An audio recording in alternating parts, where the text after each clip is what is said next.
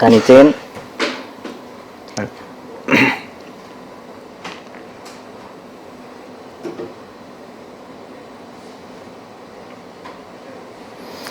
Good morning everyone, and welcome to our 5th webinar this year, which organized by ASYAD QHSSE team. Sorry to keep you waiting, and this is always a challenge of getting a live webinars. But we are appreciating, and hopefully inshallah at the end of today we will be getting the best out of it. I am Ahmed Al-Rawahi, and I am delighted today to facilitate this webinar with my honored guests who will be presenting today, and with one of our honored guests also coming to us, so communicating with us from Port of Rotterdam. Many thanks first of all for all of those investing time with us as a guest audience, and also I'm extending my thanks for those honored guests who come in with us today, and they are accepting our invitation to enrich us with their experience and with their knowledge as well. Let me introduce my honored guests. First of all, in my right hand I am having here Khalil Al-Balushi, Marine Director and Acting Chief Operating Officer for ASYAD Shipping. Next to him we are having also Tahir Al-Busaidi, Acting Director General of Maritime Affairs from the Ministry of Transport and Communication and Information Technology. From Port of Rotterdam we are having Kees Boon. I hope Mr. Kees I'm pronouncing the name correctly. He is communicating with us through the Microsoft Teams with 35 years of experience from Port of Rotterdam. Kees is a shipping expert and a senior advisor on future fuel for the state from Harbour Master of Rotterdam and to many national international government bodies. Kees also he is involved in energy transition program through LNG at Port of Rotterdam. In addition, he is an international accepted harmonized safety framework and the guidelines for ship-to-ship operation. Also, he is an expert in new energy carriers like methanol, liquefied natural gas, and ammonia and electrical power for propulsion. Thank you for accepting our invitation, Mr. Kees.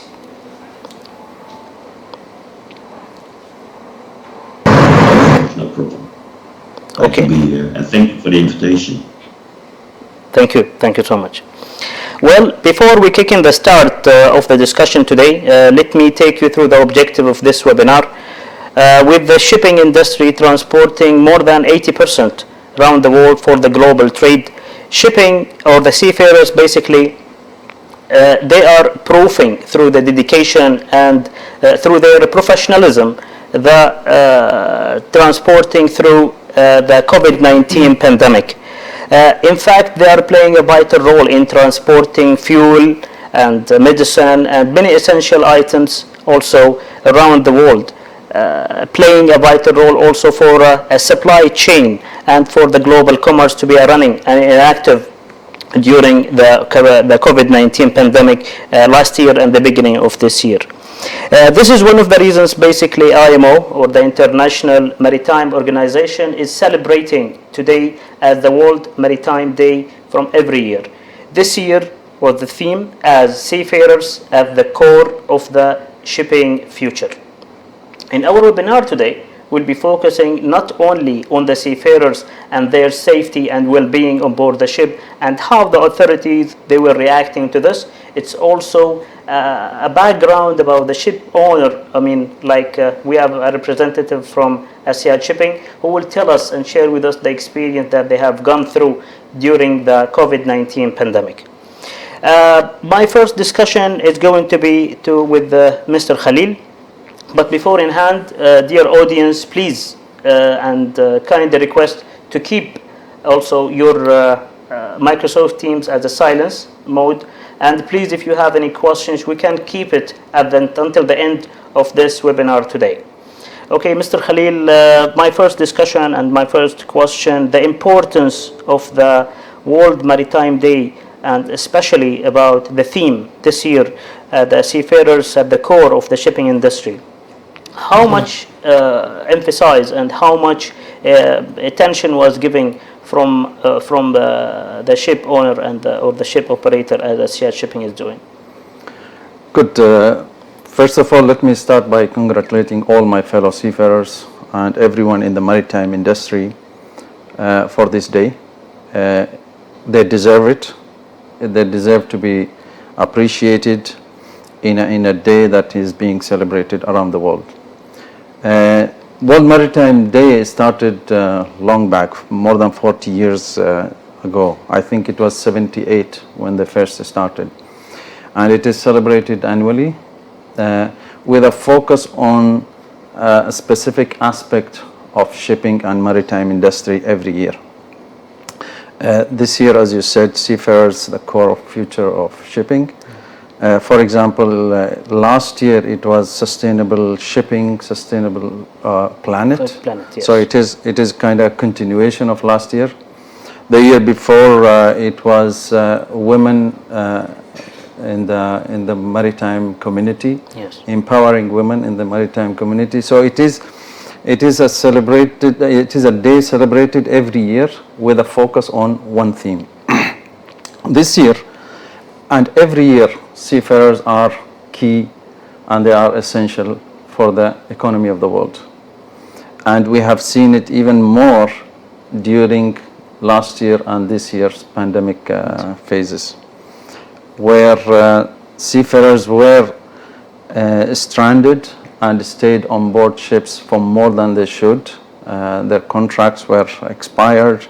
The ports could not allow them to go home to their loved ones and all that. So the emphasis on seafarer, it is even more and more now. So companies around the world, they got together with leading IMO leading this and recognize the seafarers as the key essentials. And this is where they are saying the sustainability of shipping, sustainability of the future of shipping is based on the seafarers, whereby all the companies, including ASYAD Shipping, they have done a lot of activities, a lot of regulatory part, a lot of changes, focusing on the well-being of the seafarers. So we had a lot of focus since last year. We did campaigns when it comes to the well-being of the seafarers in our fleet. We, as a commitment to crew change and the importance of seafarers, we joined the Nipton Declaration on well-being of seafarers and crew change. So the company has signed this as a sign that we are committed and we are working towards this. Great. Wonderful to hear that, especially when you mentioned about the Nipton as part of the convention or part of the regulation. Maybe this has taken us to Taher Al-Busaidi, who is coming from a regulatory background or also a law background as a legal.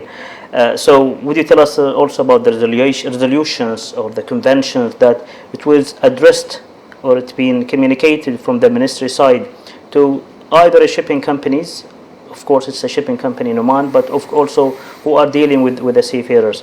So would you take us through those amendments that's being taken care of from the ministry side? Yep.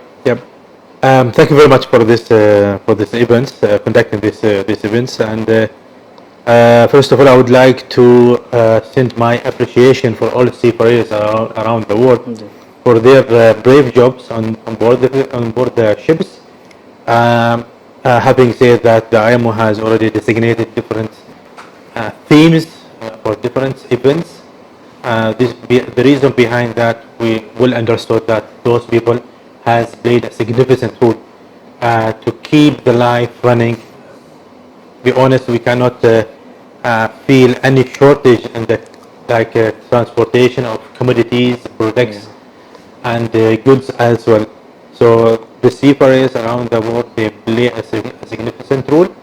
So they deserve more to be in focus by the United Nations, by the IMO as well, or by the governments, and even by different sectors, private sectors. So as a government, what we did, I do believe nobody stand watching during this crisis, the COVID-19. All states, governments, and organizations has did a great job to facilitate the situation for the seafarers, either they were on board the ships or are waiting their rules to join the vessels.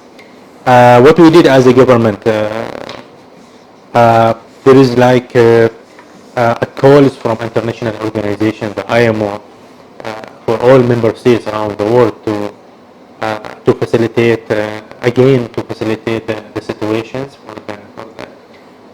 for the seafarers on board the vessels.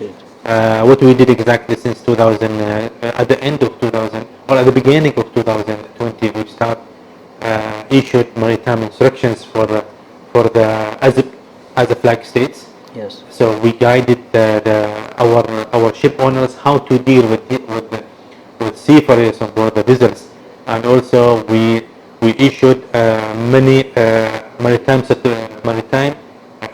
maritime notice as well for the port state control, how to deal as well with seafarers, and also how to on board the foreign vessels, and how to inspect those vessels, taking into account the global crisis. So in addition, we issued as well another maritime instruments or notice as well to concentrate on the validation of the seafarer certificates. So those kind of maritime instruments has been issued since 2012. We renewed most of those maritime instruments, at least to make the life or to help the industry, shipping companies, and also to make sure that those seafarers, the brave people, to be in line with the international requirements. Yeah. So you mentioned about inspections, I mean, and also visiting on board the ships during that pandemic. Yeah. Was that feasible during that time, or is it can be just communicated through, let's say, an internet like emails or just calls? How was that feasible to be implemented either from because we are a party in the Riyadh MOU, and also there is like a guideline from the IMO how to for the inspection for state control doing the job on board the vessels. There is a KPI which say that we have to reach at least inspect 15% from the vessels coming or calling our national ports. Exactly. So actually we go beyond that number. We don't want to involve too much with the vessels. Yeah. There was a video meeting with the at least 10 MOUs around the world, and they come to a conclusion that we might reach only 7% from the target per year, and also to trying to facilitate the movement of the vessels in our port, and also we get reports even from the master how the seafarer situation aboard the vessels. If there is an emergency issues for the seafarers, so we are going to intervene as a port state control, and we are going to help to give our hands for those people. On this, if I may add, Ahmed, it was very important to minimize the risk of the spread of the virus. So ships going everywhere, different ports. Yes. So it was important to not physically interact with so many people coming out from outside it to the ships, including the inspections, which some of them are regulatory requirements. So what the industry started developing, as Tahir said, is this remote auditing and remote inspections. Okay.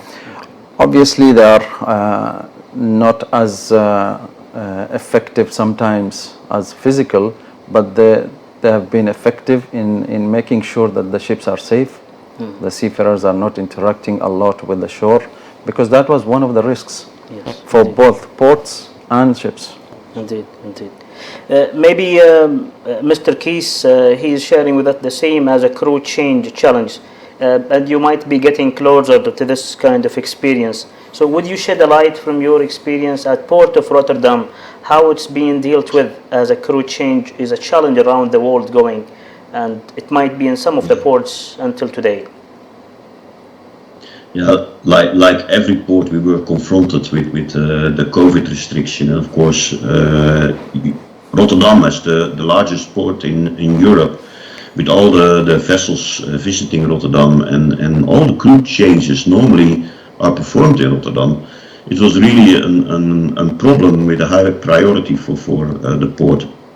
So together with all the other authorities, because here you talk also about customs, you talk about the national authorities, you talk about the port health services, and so on. We developed a policy for crew change in Rotterdam. It means that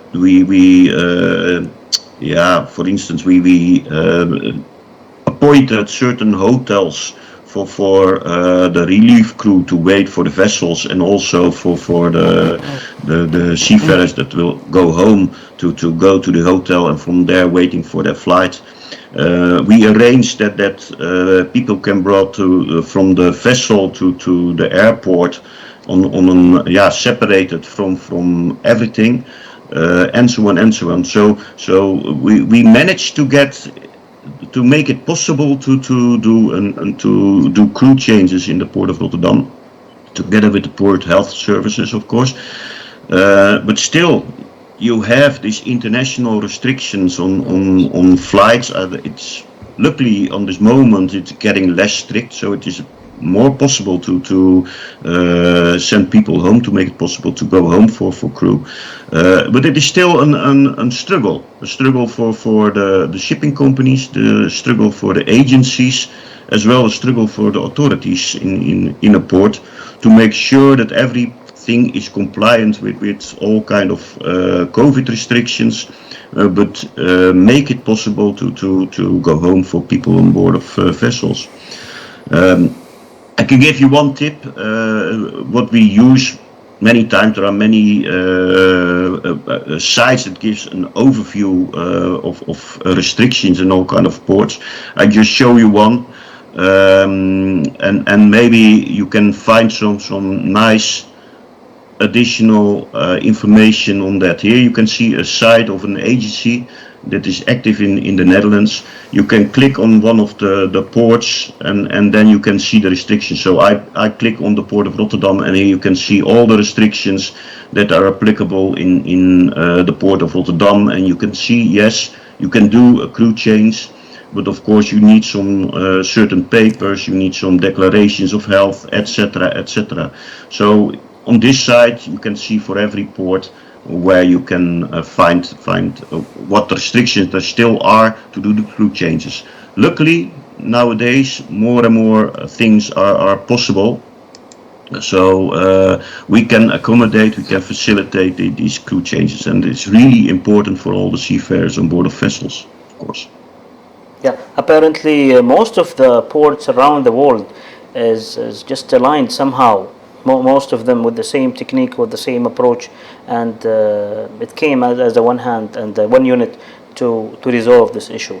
So going in deep, and especially that Khalil is dealing on day-to-day basis during the COVID-19 pandemic about the seafarers, how you were dealing about the well-being and about the stresses with the seafarers, especially that repatriation is one of the issues during the COVID-19, and during that time, most of the ports, they were just blocking their way against the crew change. Well, first of all, it's important to know and recognize that there is an issue. Secondly, to know that there are the human element of people everywhere, the soft part of people. And the most important things, like for anybody else, is the family connection with the seafarers. Yes. So when the things were getting bad in terms of timing on board and staying longer than they should, It was difficult to travel, for crew change. Many ports, they stopped it completely. For us, it was important to connect the families with the seafarers. That's right. So one of the things, simple thing that we did, we increased the air time for the seafarers to talk to their families. We increased the connectivity with the families in terms of giving them free internet and free calls to families. The moment you have that, it's already half of the stress is gone. But it is not all. You need to take care of the people who are on board. We have what's called negotiated a lot with the charterers, for example, and asked them, like, okay, we have a humanitarian case that we have to divert the ship to a port where crew change is allowed, although it wasn't en route for us. Yes. So we had to do these extra steps to make sure that whoever needs to go home goes home. And Deviation from the route sometimes. a lot of time we did in agreement with the charters, of course, because that is important, and everyone was feeling the pain anyway, so people were on board on this initiative. The other problem was also for those who are at home. You know, that if somebody is at sea, there is somebody at home waiting for a job, and those were also in trouble financially sometimes. Indeed. So it was important to facilitate these crew changes for those who are at home, the seafarers, and for those who are at sea stranded. 2020 we were talking about 400,000 people stranded at sea. These are reports from IMO, which is a big number. And Indeed. so this is some of the steps that the company has done and initiated. We did, as I mentioned earlier, a big campaign for well-being of seafarers. Things like you provide facilities for them on board, Yes. like the gymnasium, the right food, and so on. So the mental health was also on our agenda when it comes to seafarers, Good. and especially those who were stranded on board. That's brilliant. So, this is bringing a question in my mind. How did you manage to vaccinate them and to get them vaccinated, especially that we are talking about more than 45 of the ships? So, vaccination was a big issue globally. Okay, Yeah. so a lot of countries, they were struggling to get vaccines. The seafarers were internationally moving, so it all depended on what the nationals in terms of where the ship is, in which port and all that. There are countries really appreciated their efforts, and they started vaccinating the seafarers, whoever comes. A simple example is USA. 50,000 seafarers were vaccinated by the authorities there. It is relatively easier there because they use the one-dose vaccine. yeah. In the company, what we started doing is our ships got vaccinated. The seafarers got vaccinated when they were calling the USA ports and other ports in the world where it was allowed. In Oman, we did the vaccination for our seafarers. Yeah. Be it Omanis or other nationals, whenever there was a chance to get the 2 doses. So if a ship comes here and they can stay here between 3 weeks and one month, we managed to get these seafarers vaccinated. Great. So in our fleet,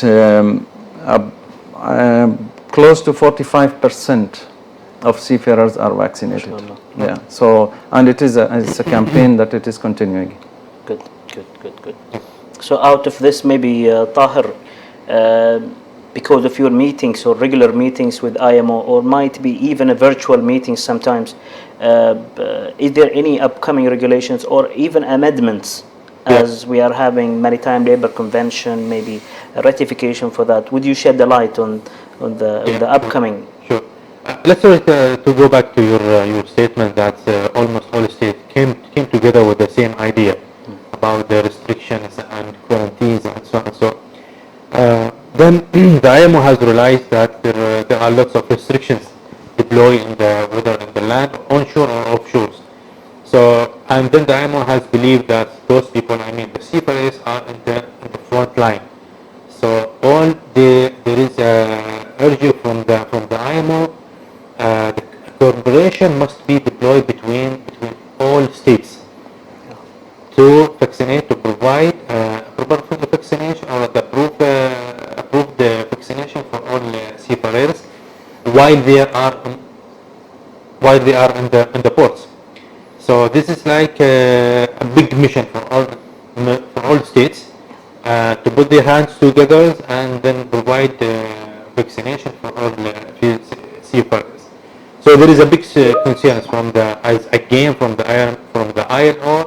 IMO and also from the ILO and even there is from the ITF and also from ICS as well. Yes. So they came together again since at the mid of 2000 last year. I mean, they issued a statement that all states have to come together to provide a proper vaccine for all seafarers around the world. The point as and this is the reason why the IMO again during or even before the seafarers day, this is they designate that the seafarers are the key workers around the world. So that theme has been adopted by Oman. We consider the seafarers are key workers in Oman. We issued lots of maritime circulars, how to even to facilitate the crew change from the foreign vessels to the Omani ports and then quarantine for maybe 10 to 20 days or 14 days, 10 to 20 days, and then going back to their hometown. So lots of job has been done from the government in Oman to facilitate the movement. Yeah. In regard of the IMO missions right now, not even the IMO, I would say the United Nations and even the IMO, the ILO, and other sectors, they went at the beginning of this pandemic. They decided to review the existing rules and regulation or convention and instruments. They try to find, because they believe there is a lack a little bit between there is a lack in the conventions. So they try, for example, the IMO and the ILO, they create a common committee, including expertise from the IMO, from the ILO and WHO, just to revise the ILO convention, whether there is a shortage to deal with this crisis, with this pandemic or not. So there was a lot of comments coming from the ITF, allegations, let's say, from the ITF and also from the IC. They say there was a lack of correspondence and communication between states to provide vaccines.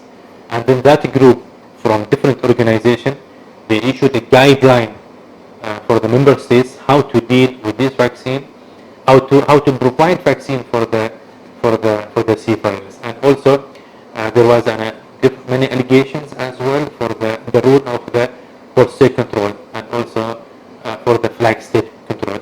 So the committee of expertise from the ILO and IHO and WHO, they came again together. They revised it.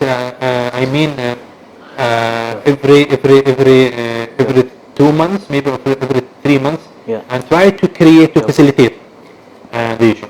The IMO has already concerned to have amendments maybe in the FAL. The IMO has already mentioned that the FAL convention has already facilitated this kind of situation in terms of force measures, and this is including the Marble Convention and STCW and BWM Convention. and also there is rules and regulation for port state control. So all those instruments are under revision by the IMF. Great, great. Wonderful. Maybe we start increasingly getting some of the questions, and maybe in 5 minutes or so, Mr. Case, because of your experience, especially in the future fuel, and you might be exposed also to the LNG utilization and port of Rotterdam, you might just share with us about the energy efficiency or the future energy, especially that the statistics is showing that a potential reduction in CO2 emission of 24% by utilizing LNG or liquefied natural gas. So would you share with us, especially that we have one of our guest speakers is from ASYAD Shipping, who's owning quite a number, more than 20 vessels, I believe, of liquefied natural gas. Yeah, of course, I can tell a lot about the future of the alternative fuels, and of course we will have the restrictions for shipping. There will be incentives for green shipping, but there will be also penalties for polluting vessels. So this is something that is growing. I'm always talking about it, and we as a port, we have to facilitate all those vessels. And to be honest, we have to prepare a future that every segment in the fleet, the world fleet, will use a different fuel. Because for coastal vessels, maybe methanol and hydrogen is sufficient and a very good fuel. But when you look to deep sea vessels, we still have LNG and we still have ammonia that will be the most preferred future alternative fuels. So in the future, vessels will be hybrid. They will have different fuels on board. Vessels will be modular. And of course, for every vessel, it's different. When you now look to the present situation in the port of Rotterdam, we have 9 bunker vessels available for bunkering LNG already. LNG is just an ordinary bunkering now in our port. It is done on daily basis. And it is from very small vessels, inland vessels, that only get 16 cubics from a tank truck. But also the large CMA CGM vessels who get 17,000 cubics of liquefied gas. And of course, LNG, the future for LNG, it's still a fossil fuel. And as a fossil fuel, you have maybe 20% reduction on the emitted CO2, and you have even some escaped natural gas, and that's also very bad for environment. But the future for LNG will be that it will be made on a synthetic way with a lot of power, with hydrogen, and take an CO2 molecule from the air, put some hydrogen to it, put it in a process, and then you can develop the synthetic LNG, and that is green. So, and of course we also will have bio LNG. So the LNG itself is an fuel that is in transition as well. It will go to a green LNG from grey to green, and that's more or less the same for all other fuels as well. LNG is there. LNG will remain for the coming 30 years in the palette of all the future fuels. But of course we also will have methanol. A few large companies, shipping companies, decided to change their coastal fleet, so the short sea fleet, into methanol propulsion. That's very good. Of course, we have to make sure that there is an energy supply chain in our port to provide these vessels with methanol, and not grey methanol, but of course green methanol, so biomethanol, or maybe synthetic made methanol. That's important. And we had the first methanol bunkering in our port a few months ago. And it's now growing into a structural fuel and a structural bunkering of methanol in the coming years. You can see for ammonia it's a little bit further away. Ammonia bunkering, we're still working now on the first pilots, the first vessels that have an engine that is ready for ammonia and can be bunkered with ammonia. But we expect the first pilot at somewhere around 24, so 2023, 2024. We have the goal to have the first ammonia bunkering in a port. And then we will work on the supply chain for ammonia bunkering. And if you look into the reports, for instance, the prognosis from Det Norske Veritas, you can see that they expect to have a commercial application, so a feasible application for ships running on ammonia around 2027, somewhere. While, of course, for methanol, they expect to get it commercial feasible somewhere around 2023. So that is coming year, next year. So that is, it's going very fast. And only I have to disappoint you for pure hydrogen. So liquid hydrogen on board a vessel, we expect a longer time to make sure that the technology is ready for sailing on hydrogen.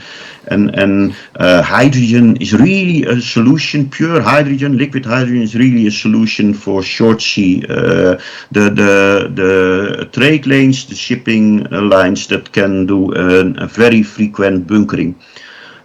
So this is the situation. Good. LNG is there. Methanol will be there in the coming year. Ammonia will be there 2025, 2026 on board of the vessels as an primary bunker for the propulsion. And hydrogen, we expect it to be really 2030 to be ready. Of course, it means a lot for the vessels, and it means a lot for the seafarers on board of the vessels. It will have an impact on the processes on board, it will have an impact of what you can do on board, the logistics on board, but also for the training of the seafarers.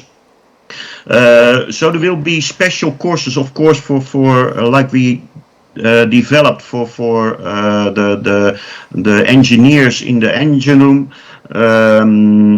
So especially the people who are primarily involved in the propulsion line, we developed special education for it. But of course, during the education and training of the seafarers, they must know about the certain fuels on board of the vessel, the risks of the fuels on board of the vessel, and they must be aware of how to act in case of emergencies. That's important. So it will change a lot also for the people on board. Mr. Case, that's totally impressive efforts from your side and from Port of Rotterdam, and they will get back to this point. Especially, it's an interesting point for Mr. Khalil to point out the upcoming new shipping trend for 2030 for a methanol fuel or LNG fuel. But before in hand, I will need just to take some of the questions being raised by our audience. I think I can direct this question to Mr. Tahir. One of the audience, he's just concerned about the dhows safety and how did you control all of those seafarers coming on board the dhows and interacting with the others. Were there any approach from your side as a ministry, especially that the dhows, I mean, it's not internationally being recognized in the IMO, the International Maritime Organization regulations or rules? Yeah, let's say that we are dealing with any crafts, moving crafts, whether it's dhows or vessels or marine units. So the requirement is deployed for those seafarers. Yeah. You know, let's say that as a seafarers, but if you are looking from the qualification, they are not the seafarers. But anyway, we are dealing with them. We try to maintain to follow they have to follow the national procedures that are adopted by the government of Oman and Yeah. the Minister of Transport, mainly the Minister of Transport and Communications. So yeah, we are trying to deal with all seafarers Yeah. on board any crafts, moving crafts in the sea. Okay. Until the next question, I will go back again to the point is being raised by Mr. Case. It's about the shipping trend by 2030, or what is coming up in the shipping, which shall be interesting not only for the seafarers, or it's all going to be for the supply chain, for the global commerce, and for the trend in Oman in general. Yeah. Well, in the company, we have started dealing with this matter very early. So we follow the regulatory part. We know that there are changes coming in 2023, there are changes coming in 2030, and in 2050.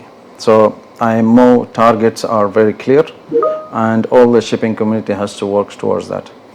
There are various options, as Mr. Case was pointing out, depending on their feasibility, the availability, where they are, which ports you are trading, whether this one will be available in the next 1-2 years.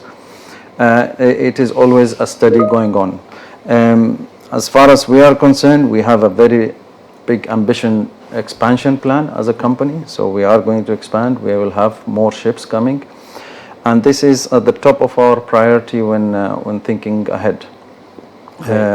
Which technology to use and all that. But I'm very glad that Mr. Case has mentioned the seafaring part. It's not only the technology that we need to prepare the people to deal with the technology. We need to prepare them to deal with the risks associated with all these fuels and technologies. Yeah, in relation to preparing people, one of the questions just came to us from one of the seafarers. I think he is concerned about what kind of a knowledge that the seafarer needs to know to prepare themselves and to equip themselves with the future fuel. Yeah, so you see, every fuel, even the tankers, for example, I give an example. They are dealing with different cargoes and different fuels. Every fuel will come with its hazards. Every fuel will come with its precautions to be taken in different situations. And this will be one of them.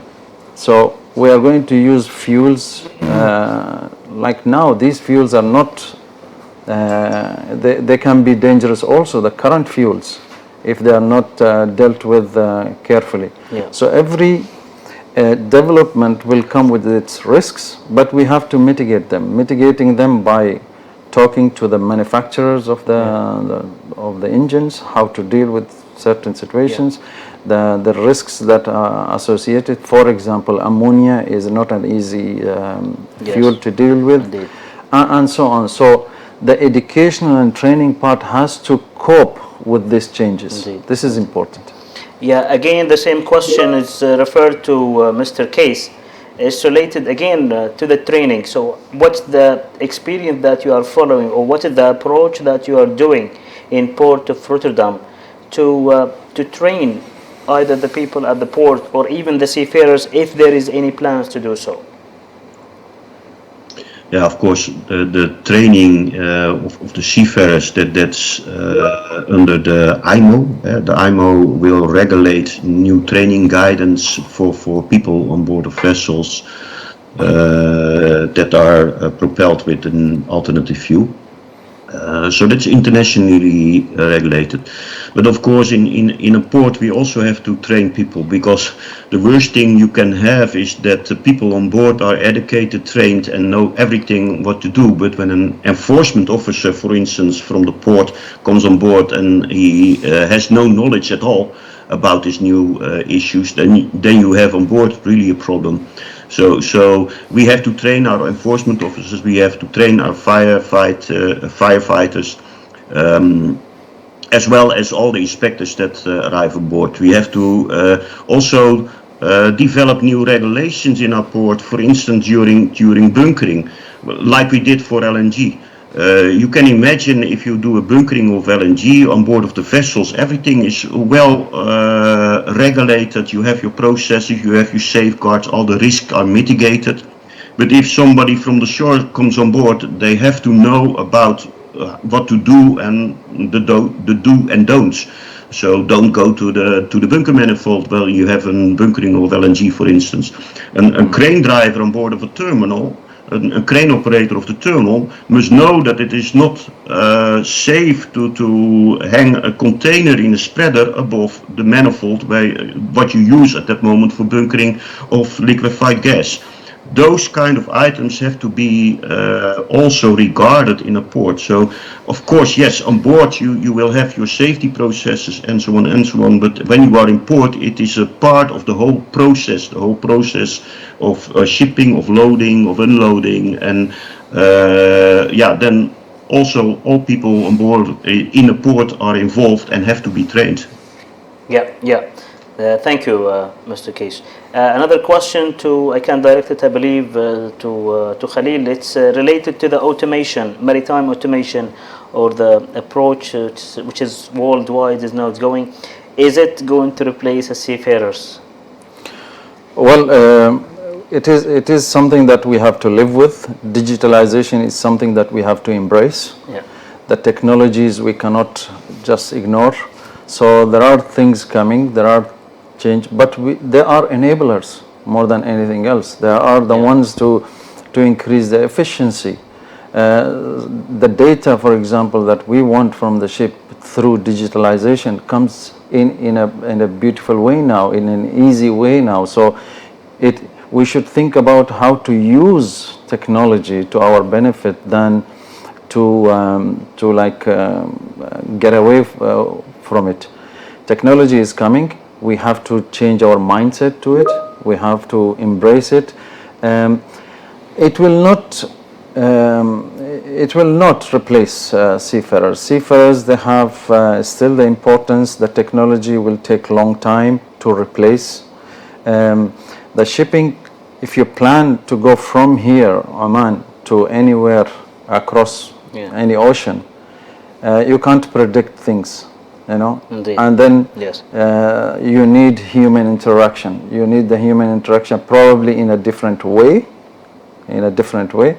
but you need human interaction to a lot of extent. Yeah. Sure. So to understand it for this issue exactly, so people they thought that nobody can control the business while it's working remotely. Yeah. But as Captain Fani just mentioned that there is an operation another way. So there is an seafarers working remotely to monitor and to give a good direction for the business. So as a seafarers job, it will be remain. Yeah. So before we just finish this webinar today, there are a multi of questions, and I'm just kindly asking our dear audience, please you can direct your question to the email of qhsse@asyad.om before the end of the time in 2 minutes. Tahir, there is an emphasis on a number of questions regarding the MLC convention. Where are we from ratifying? And the next one is related to ISPS and Port Facility Security Officer PFSO accredited training party in Oman. Do we have anything in place? So let's go back to the MLC. With MLC, we are not really far away from ratifying these conventions. Alhamdulillah, and we get the final approval from His Majesty to go forward to ratify this convention. So we just waiting right now the royal decree to be issued, and then we are going to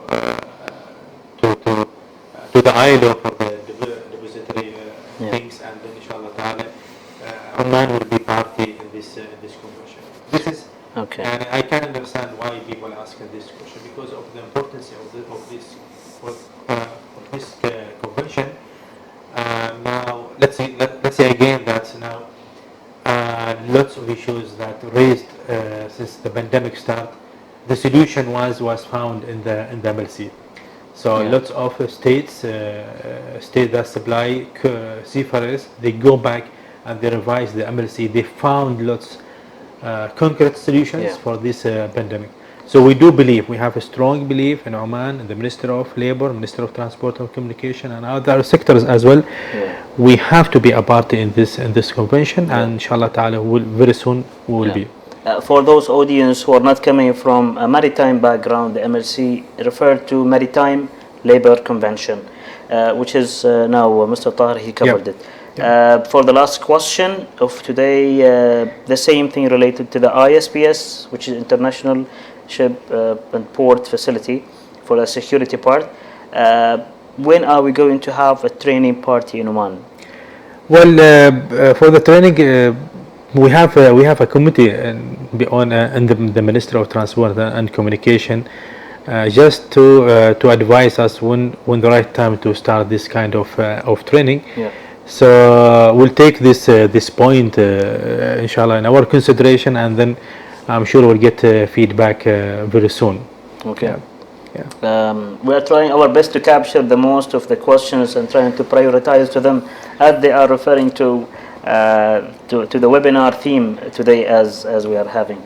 So at the end of our webinar today, I would like to send my gratitude and many thanks to our guest speakers from Rotterdam, Mr. Kees Boon. Thank you so much for accepting our invitation once again, and many thanks to our guest speakers today in ASYAD headquarters, Mr. Tahir. Thank you for coming from the ministry. Thank you very much. Mr. Khalil, thank you for spending this time with us to enrich all of the audience of those information and experience. I will take this opportunity, since we are having this important day for seafarers, and urge everyone, the authorities, the ports, the shipping community in general, to really consider the seafarers they are the future of shipping. We need to take care of the seafarers. They are important from the well-being part of it, from the preparation part and training them and getting them ready for ships. This is essential for the economy as we know it. So the emphasis should be there, and it is a good day to start this thought. Yeah. Indeed. And my thanks also to you as an audience. Thank you so much for investing your time once again with us. And hopefully we can see you next in our 6th webinar next month, inshallah. And stay tuned for the next theme of the webinar today from the QHSC with you, Ahmed Al-Rawahi. Thank you so much for investing your time again, and hopefully to see you once again one day again, and have a nice day. As-salaam. As-salaam.